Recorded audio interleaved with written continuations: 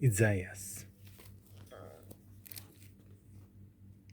सायरस सर्वेस्पराचें हात्यार 41. दिपां झुव्यानो, मुजे मुखार उगीच रावात. पोरजांक नवें बोल घेवन दी, लागीं येवन उलोवंक दी.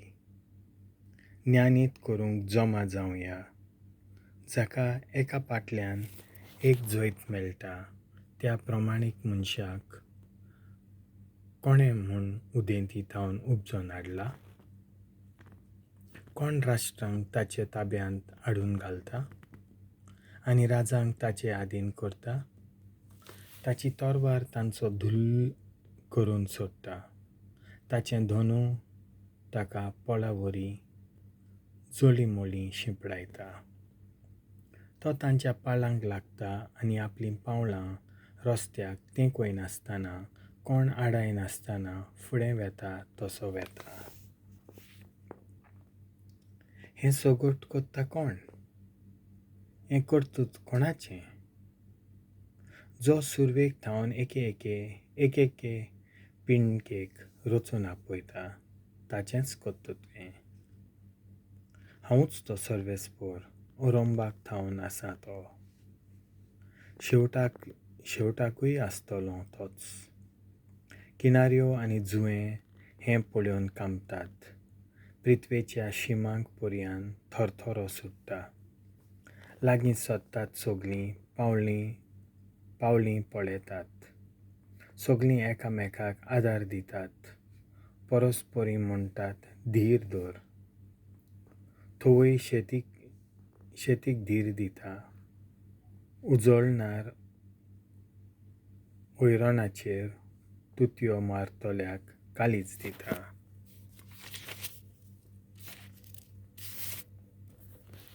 पांचपा विशीं तो म्हणटा, बरें काम केलांय आनी मुर्ती आलोना जावपाक तो ती खिळ्यांनी घोट्ट कोत्ता. इस्रायलाक सर्वेस्पोर विंचून काडटा आनी राखता. तूं इस्रायला म्हज्या सेवोका, म्हज्या वेंचून काडलोल्या जाकोबा, म्हज्या इश्टा अब्राहमाच्या पुता. प्रिथ्वेच्या शिमा thaun हांवें तुका घोट्ट धरून हाडला. पोixilea देसा thaun हांवें तुका apoila. तुका हांवें म्हणलां, तूं म्हजो सेवोक, हांवें तुका वेंचून काडला. तुका सोडून दिवंक ना, तर भिवूं नाका, कित्याक हांव तुज्या सांगाता आसां. हुस्क्योन घाबरून पळोवं नाका, कित्याक हांव तुजो देव. तुका हांव बळवंत कोत्तां आनी मजत दितां. म्हज्या जैतिवंत उजव्या हातान तुका सांबाळून दवरतां. पळय, तुका जळटाले ते सोगले लोजयेन भरोन तकली पोंदाक घालतले. तुजे कडेन झगडें मांडूंक सोदताले ते धुल्'lint वेतले, नाच जातले. तुजे कडेन लढाय कोत्ताले तांकां तूं सोदूंक भोंवतलोय, पूण ते तुका सांपडचे नात. तुजे लागीं झूज कोत्ताले ते भोंवोन वेतले, नाच जातले. कित्याक हांव सर्वेस्पोर तुजो देव, तुज्या उजव्या हाताक घोट्ट धरतां. हांव तुका सांगतां, भिवूं नाका, हांव तुज्या आदाराक येतां. जाकोबा किरकोळ किड्ड्या, हिण गोलक्या इस्रायला, भिवूं नाका. हांवूच येतां तुज्या आदाराक, उलयता तो सर्वेस्पोर. जो इस्रायलाचो पवित्र देव तोच तुजो सोडवणहार. पळय, हांव तुका एक मोळणेचें यंत्र कोत्तलों. नवें यंत्र धोट्टे दांत आसलोलें. पर्वत मोडून फोडून तूं तांची चूर कोत्तलोय. दोंगर सुक्या तोंडा सारके करून सोडटलोय. तूं तांकां वारें दितलोय आनी वारो तांकां उबोवन व्हरतलो. आनी वादळ तांकां जोळीमोळीं शिंपडायतलें. पूण तूं सर्वेस्परा सवें संतोसतलोय. आनी इस्रायलाच्या पवित्र देवा सवें तुका महिमा मेळटली. धोळदिरीं आनी गरीब मनशां उदक सोदतात पूण थेंबो पर्यंत ना. ताणें सुकल्या तांची जीब. हांव सर्वेस्पोर तांचें आयकतलों. हांव इस्रायलाचो देव तांकां सांडचो ना. बुरखूंड दोंगरांचेर नदी आनी व्हळांनी झरी व्हांवोश्यो कोत्तलों. सडो आसा थंय तळें कोत्तलों आनी सुकी जमीन आसा थंय झरी फुटोश्यो कोत्तलों. अरोण्यांत देवदार, बाबूल, भेंडी आनी जैतून लायतलों आनी मोळार सोरवा बरोबर सायलो आनी मुत्यो रोयतलों. हे परी सोमेस मनशांक दिसून येतलें आनी गमतलें.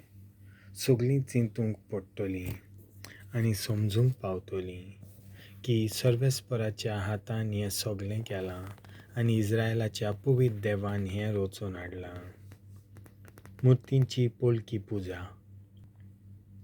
सर्वेस्पर म्हणटा, तुमचे वाटेन कितें सांगचें आसा तें सांगात. जाकोबाचो राजा म्हणटा, तुमचे साक्षी पुरावे दाखयात. फुडाराक कितें घडटलें तें तांणी फुडें सरून आमकां सांगून दी. आदीं कितें घडलां तें तांणी पयलेंच सांगलां. हय तर आमी चीत दिवन पळोवया वो आमकां फुडाराची गजाल सांगात. हाचे मागीर कितें घडटलें तें आमकां उगडापें करून दियात आनी तुमी देव म्हूण आमी मानून घेतले. बरें वो वायट कितें तरी करून दाखयात. तें पळोवन आमकां अजाप जावं दी वो आंखांतून दी. पळयात तुमी कांयच न्हय आनी खरें म्हणल्यार तुमच्यान कांयच करूंक जायना. तुमकां वेंचून काडप म्हणल्यार मनशाक ओकमान. उत्तरेक thaun हांवें ताका उपजयलो आनी तो आयलो. उदेंती thaun हांवें ताका नांवान आपयलो. जशें कुंभार माती पांयांनी माडयता तशें तो अधिकाऱ्यांक पांयां तळा चिकला वरी मोस्तिता. आमी जाणो जावचे खातीर कोणेन तरी मागां अशें घडटलें म्हूण सांगलेलें काय? सांगलेलें तशेंच जालें अशें आमी म्हणचे खातीर कोणें पूण पुर्वकालीं हें आमकां कळीत केल्लें काय? कोणेंच तें उगडापें करूंक ना. कोणेंच परगटूंक ना. तुमी अशें सांगलेलें कोणेंच आयकूंक ना. हांवें की सगळ्यां आदीं सियोनाक परगटलें हीं पळय पावलीं. एका संदेशकाराक बरी खबर घेवन हांवें जेरुसलेमाक पाठयलो. हांव पळयतालों पूण कोणूच मेळूंक ना. बूद दिवपी वो विचार जबाब दिवपी तांचे मदें एकलो पर्यंत ना. सगळे मेळून ते कांयच न्हय. तांच्यान कांयच करूंक जायना. तांच्यो मुत्यो म्हळ्यार वाऱ्याची फूंक आनी पळकेपण. देवाचें उतर हें.